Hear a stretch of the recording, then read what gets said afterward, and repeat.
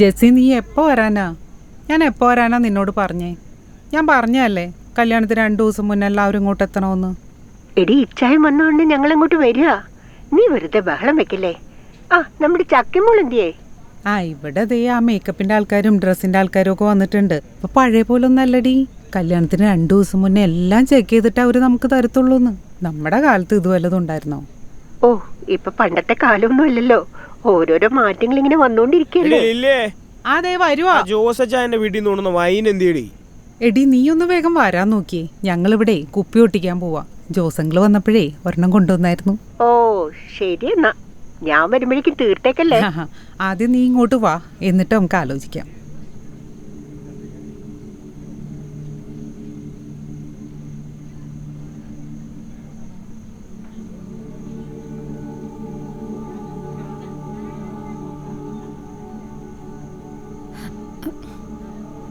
ചേച്ചി, ഒരു 2 മിനിറ്റ് പുറത്ത് നിൽക്കാവോ പ്ലീസ് ചേച്ചി?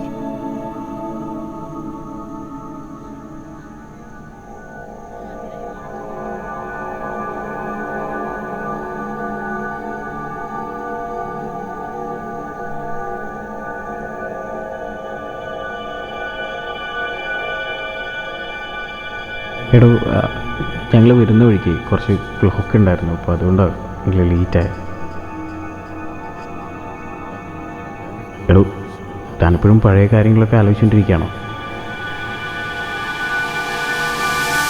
എടോ, താനീ കല്യാണത്തിന് ഓക്കെ അല്ലേ?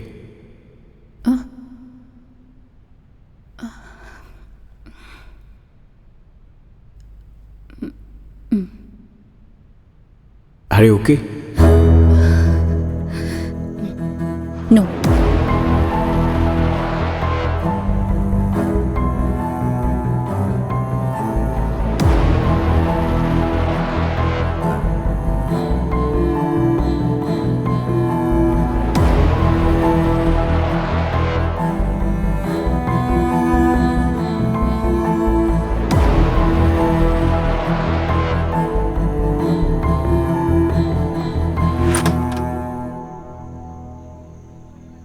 ചക്കി, ദേ ജോസങ്ങളുടെ വീട്ടിൽ നിന്ന് കൊണ്ടുവന്നാ. ഒന്ന് കഴിച്ചു നോക്കി.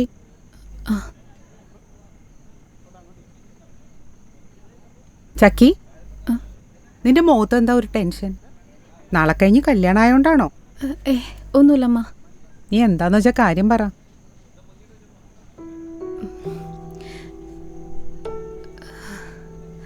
അമ്മ, എനിക്ക് മാരേജ് വേണ്ടമ്മ.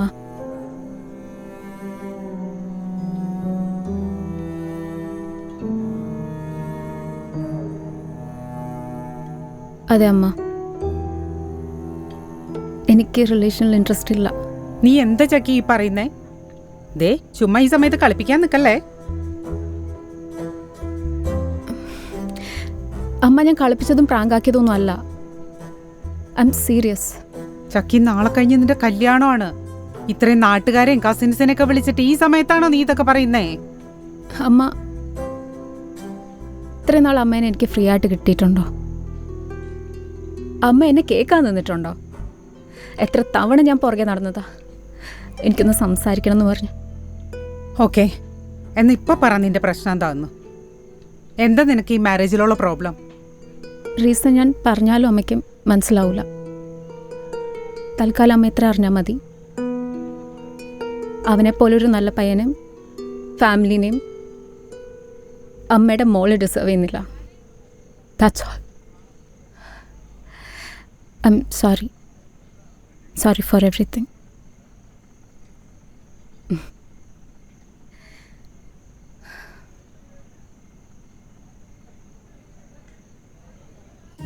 ഹലോ, നീ എവിടാ? Princess street. ഓക്കെ, ഞാനിപ്പോൾ അങ്ങോട്ട് വരാം. നമുക്കൊരു സ്ഥലം വരെ പോകണം. മോളെ ജെയിനെ, 2 ദിവസം കഴിഞ്ഞ് നിന്റെ കല്യാണമല്ലേ? അവിടെ അങ്ങ് അടങ്ങി ഒതുങ്ങി ഇരുന്നാൽ പോരെ? വെറുതെ നാട്ടുകാർക്കും വീട്ടുകാർക്കും എനിക്കൊരു ബുദ്ധിമുട്ടുണ്ടാക്കണോ? കൂടുതൽ ഉപദേശമൊന്നും വേണ്ട, പറഞ്ഞാൽ അങ്ങോട്ട് കേട്ടാൽ മതി.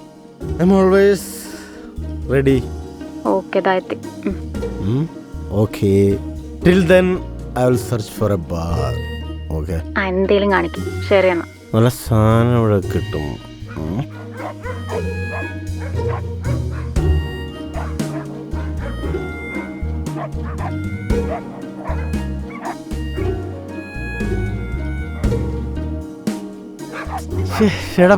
ചുമ്മാരിടേ, ഇവനൊക്കെ തമ്മിൽ എന്താ പ്രശ്നം? ഇതൊന്നും രാത്രി ഉറക്കൂല്ലേ? ആ ഇതാരത്? സെനിയോറിറ്റ ചുമപ്പ വണ്ടിയില്ലേ ഡിഷ്.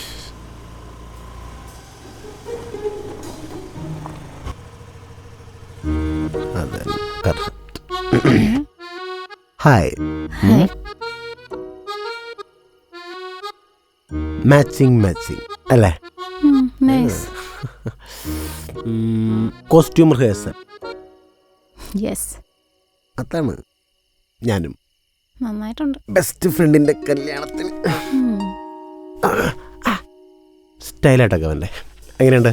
വേണം വേണം. ഓക്കെ, എങ്ങടെ യാത്ര? ബാഗ് കയറി പറയാം. Okay, anything for you senorita. പോവാം. ബാഗ് കയറി. നല്ല ആട്ടമുണ്ട്, എനിക്കാണ്. ഓക്കെ,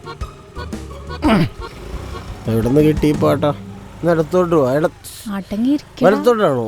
ഓക്കെ, വലത്തോട്ടെങ്കിൽ വലത്തോട്ട്. സുഷൊക്കെ പോണോട്ടോ, മൊത്തം ഇളകാണല്ലോ.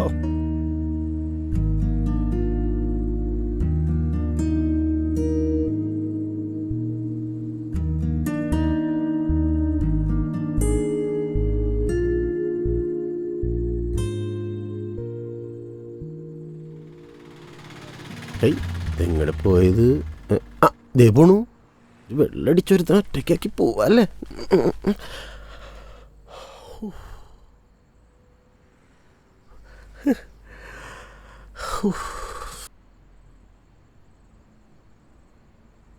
ഈ രാത്രി ഈ ഫുട്പാത്തിലൂടെ നടക്കാനാണ് നിങ്ങളോട് വരാൻ പറഞ്ഞത്? എനിക്ക് ആരോടും സംസാരിക്കണം തോന്നി, വിളിച്ചു. നിനക്ക് പറ്റില്ലെങ്കിൽ വരാൻ, ഞാൻ തിരിച്ചുണ്ടാക്കാം. ചൂടാവല്ലേന്ന്. വേറെന്താ പറ. ഞാൻ ഈ മാരേജ് വേണ്ടാന്ന് വെച്ചു. നല്ല ഫ്രഷ് കോമഡി. സീരിയസ്ലി മാൻ, ഞാൻ അമ്മയോടെല്ലാം പറഞ്ഞ് സ്റ്റോപ്പാക്കി.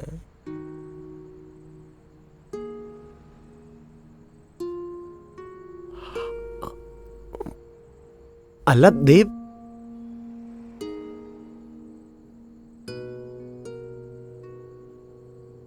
എടി നീ കാര്യമായിട്ട് പറഞ്ഞോ? എന്തോ ശരിയാവൂല എന്നൊരു തോന്നല്. നിനക്ക് എന്താണ് ചക്കി? ഒന്നുമില്ല, നിങ്ങൾ 5 വർഷം സ്നേഹിച്ചതല്ലേ? 2 വീട്ടുകാരെ സമ്മതിപ്പിക്കാൻ വേണ്ടി നമ്മൾ എന്തോ സ്ട്രഗിൾ ചെയ്തു. എന്നിട്ട് നിങ്ങൾ ഇങ്ങനെ തുടങ്ങിയാലാ? കഷ്ടം. എടാ, സ്നേഹിച്ചത് ഓക്കെ, പക്ഷെ റിലേഷൻഷിപ്പ് വീട്ടിലറിഞ്ഞ പ്രശ്നമായപ്പോൾ എല്ലാം വേണ്ടാന്ന് വെച്ചല്ലേ?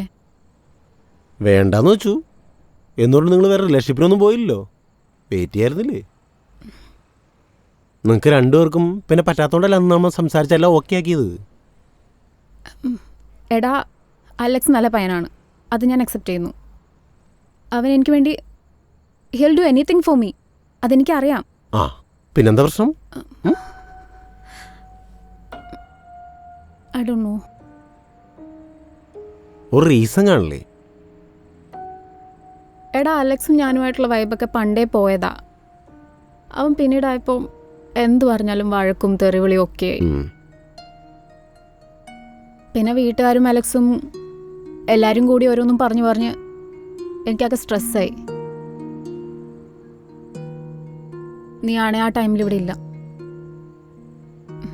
അലക്സിനോട് എന്തെങ്കിലും പറഞ്ഞാൽ വെറുതെ കുറ്റപ്പെടുത്തലും തെറിവിളിയും ഒക്കെയാ. അങ്ങനെ അലക്സിനോടുള്ള കോണ്ടാക്റ്റേ പോയി. അങ്ങനെ ഇരുന്നപ്പോഴാണ് ഞാൻ ജോർജിനെ മീറ്റ് ചെയ്യുന്നത്. ആദ്യം ഞങ്ങൾ ജസ്റ്റ് ഫ്രണ്ട്സ് ആയിരുന്നു. പക്ഷെ കുറച്ച് നാൾ കഴിഞ്ഞപ്പോൾ ഞങ്ങളൊരു റിലേഷൻഷിപ്പിലേക്ക് പോയി. അങ്ങനെ ഒരു പോയിന്റ് എത്തിയപ്പോഴാണ് എനിക്ക് മനസ്സിലായി അലക്സ് ഇല്ലാതെ എനിക്ക് പറ്റൂല എന്ന്. പക്ഷെ അപ്പോഴും അലക്സുമായിട്ട് ഞാനൊരു മാരീഡ് ലൈഫിനെ നോക്കിയല്ലായിരുന്നു. കുറച്ച് നാൾ കഴിഞ്ഞപ്പോൾ അലക്സ് തിരിച്ചു വന്നു. ടോട്ടലി ചേഞ്ച് ആയിപ്പോയി. വീട്ടുകാർ എൻ്റെ അലക്സിൻ്റെ മാരേജിൻ്റെ കാര്യമൊക്കെ പറയുന്നു. പിന്നെ വീട്ടുകാരും അലക്സും ആകെ എല്ലാം കൂടി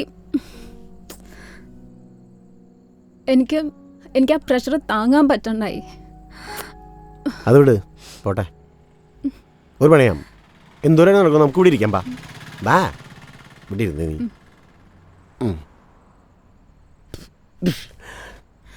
സിറ്റ് ഹിയർ.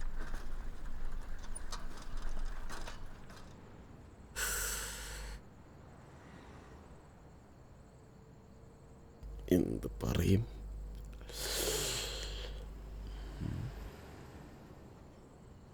അത് വിട്, അതങ്ങനെ പറ്റിപ്പോയി.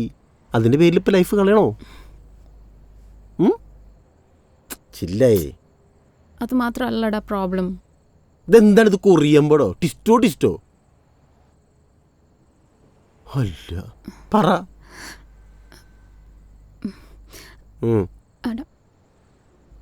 അന്ന് ഞാനും ജോർജും ഇൻറ്റിമേറ്റ് ആയിരുന്നു.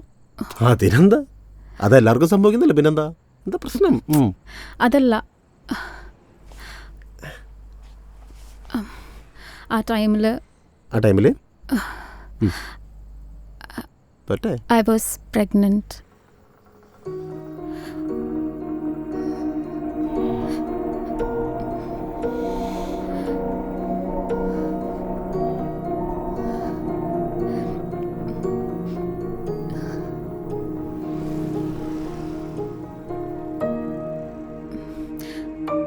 ബട്ട് അത് ആക്സിഡൻ്റലി സംഭവിച്ചതാ.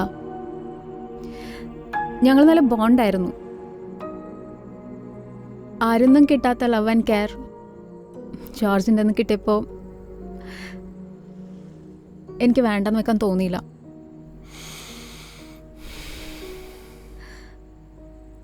പക്ഷെ അതൊക്കെ ജസ്റ്റ് ഫിസിക്കൽ നീഡ്സിന് വേണ്ടിയിട്ടുള്ള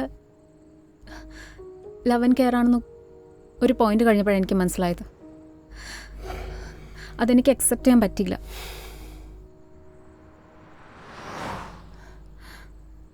ഞാനങ്ങനെ ഒരാളല്ല, നിനക്കറിയാലോ. ഒരു ടൈമിൽ അവൻ ഡെസ്പായിരുന്നപ്പോൾ ഞാനവൻ്റെ ഫ്ലാറ്റിൽ പോയി. അപ്പോൾ ഇറ്റ് ഹാപ്പൻഡ്. ബട്ട് അത് ഫോഴ്സ്ഫുള്ളി ആയിരുന്നു.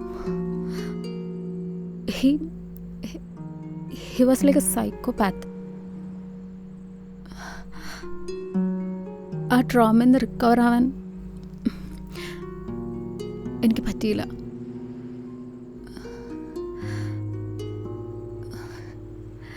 ആരോടും ഇത് ഷെയർ ചെയ്യാനും പറ്റൂല. ഒരു വല്ലാത്ത അവസ്ഥയിലായിപ്പോയി.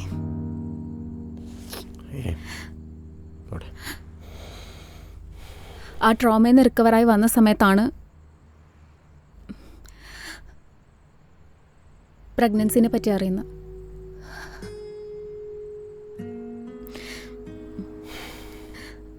നിമ വാസ് ദെയർ സപ്പോർട്ടായിട്ട്.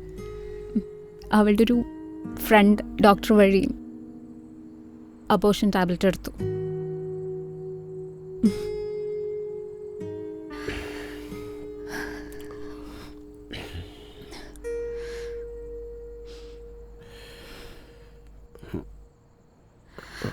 വാ, നമുക്കൊന്ന് ഇറക്കാം. വാ, ചുമ്മാ വാ.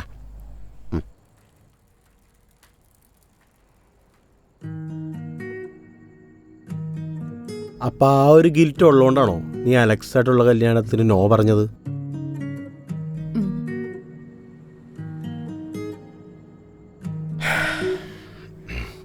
ചക്കി, നിന്റെ ജീവിതത്തിൽ ഒരു മഴ പെയ്തു എന്ന് നീ വിചാരിക്കുക. ഓക്കെ, അങ്ങനെ എനിക്കൊന്നും പറയാനൊന്നും അറിയാനൊന്നും പാടില്ല. ഇതിൻ്റെ പേരിൽ ഞാൻ നിന്നെ എങ്ങനെ ഉപദേശിക്കും? നീ ഒന്ന് ആലോചിച്ച് നോക്ക്. നിന്റെ ലൈഫിൽ കുറെ പ്രശ്നങ്ങൾ സംഭവിച്ച്, മനസ്സിലായ? ആ ട്രോമയൊക്കെ നീ തന്നെ അനുഭവിച്ച്, നീ തന്നെ അതിനെ ഫേസ് ചെയ്ത് നീ ഒരു പോയിന്റിലെത്തി നീ നിൽക്കാണ്.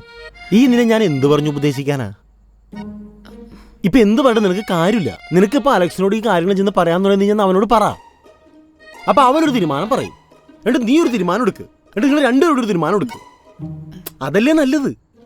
ഇനി ഞാനിതൊക്കെ ഓരോന്ന് പറഞ്ഞ് എനിക്കിതൊന്നും അറിയാൻ പാടില്ല, അതുകൊണ്ടാണ്. എടാ ഇത്രയും നേരം ഞാൻ എൻ്റെ ട്രോമേനെ പറ്റിയിട്ടാ പറഞ്ഞുകൊണ്ടിരുന്നേ. അത് തന്നെയാണ് ഞാൻ പറഞ്ഞത് ചക്കി. ഓക്കെ, നിന്റെ ട്രോമയാണ് എനിക്ക് മനസ്സിലായി. അതങ്ങനെയല്ലല്ലോ. നീ ഒന്ന് ആലോചിച്ച് നോക്ക്, നമ്മളൊരു പുതിയ ജീവിതത്തിലേക്കാണ് കിടക്കണത്. അപ്പൊ രണ്ടെണ്ണം അടിച്ചുകൊണ്ടാണ് നമുക്ക് കാര്യങ്ങൾ തുടങ്ങാനായിട്ട്. ഏത് അതല്ലേ അതിന്റെ ഒരു വൈബ്. അപ്പൊ ആ സമയങ്ങളിൽ മനസ്സ് പറയും ജോയ ലുക്കാസ് വിശക്കണോന്ന്. ബാ രണ്ടെണ്ണം അടിക്കാം. ഓക്കെ അല്ലേ? ബാ, ഇതൊക്കെ ചില്ലായിട്ട്.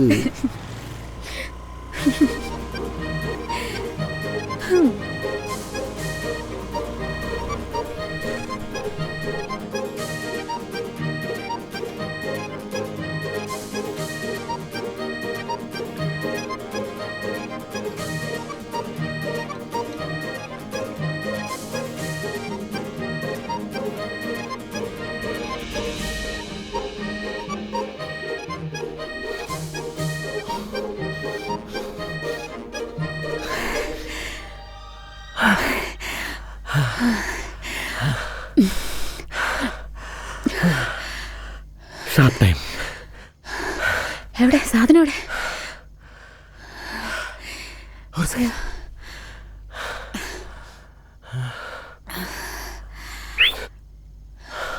ജെനിഫർ,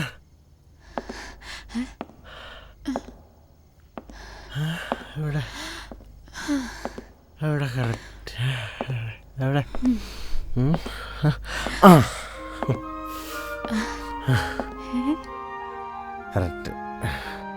ജെനിഫറേ, ഞങ്ങൾ രണ്ട് പാവങ്ങൾക്ക് വിശപ്പടക്കാനായിട്ട് ശരി വീതരാമാ കടായിട്ട് മതി. വിശപ്പടക്കാൻ വീഞ്ഞാണോടാ ചെറുക്കാ കുടിക്കുന്നേ? വല്ല പഴം പുഴുങ്ങി തിന്നടാ. അത് ജെനിഫറെ, ഞങ്ങൾ കാര്യങ്ങളൊക്കെ സംസാരിച്ച് ഒരു തീരുമാനമാക്കി വന്നപ്പോഴേ ഇച്ചിരി ലേറ്റായി പോയി.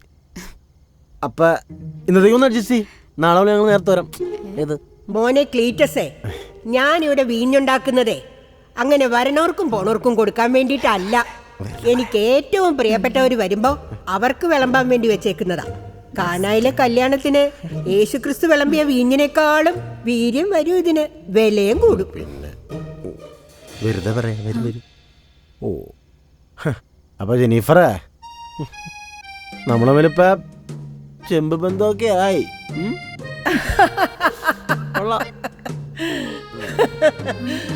അല്ലടാ, നിന്റെ കൂടെയുള്ള കൊച്ചേതാ ഒരു പാവം പെണ്ണാണല്ലോടാ അത്. നീ എവിടുന്നാടാ അതിനെ അടിച്ചോണ്ട് വന്നത്? സത്യം പറയടാ. അടിച്ചോണ്ടൊന്നല്ല, ഞങ്ങൾ തമ്മിൽ സ്നേഹത്തിലൊന്നല്ല, ഞങ്ങൾ തമ്മിൽ അതിലും മേലൊരു ബന്ധം അല്ലേ. ഈ ഭൂമിയിലുള്ളവരതിനെ ഫ്രണ്ട്ഷിപ്പ് എന്നോ പ്രേമെന്നോ അങ്ങനെ പല പേരിട്ട് വിളിക്കും. പക്ഷേ ഞങ്ങൾക്ക് തന്നെ അറിയാൻ പാടില്ല അതിനെന്ത് പേരിട്ട് വിളിക്കണമെന്ന് അല്ലേ. മനസ്സിലായടാ കൊച്ചനെ. എന്തായാലും നിന്റെ കൂടെയുള്ള പെണ്ണില്ലേ, അവളുടെ മനസ്സ് നല്ല മനസ്സാട്ടോ. അവക്ക് വേണ്ടി ഇന്ന് ഞാൻ കുറച്ച് വീഞ്ഞ് തരാം. പിന്നെ ഇതൊരു ശീലമാക്കണ്ട കേട്ടോ. ആ കൊച്ചിനോടൊന്ന് ചിരിക്കാൻ പറഞ്ഞേടാ.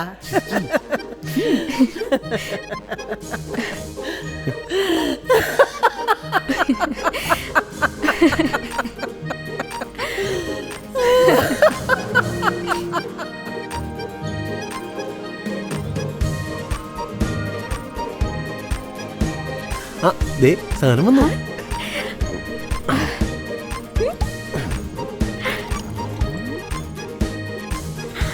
Cheers.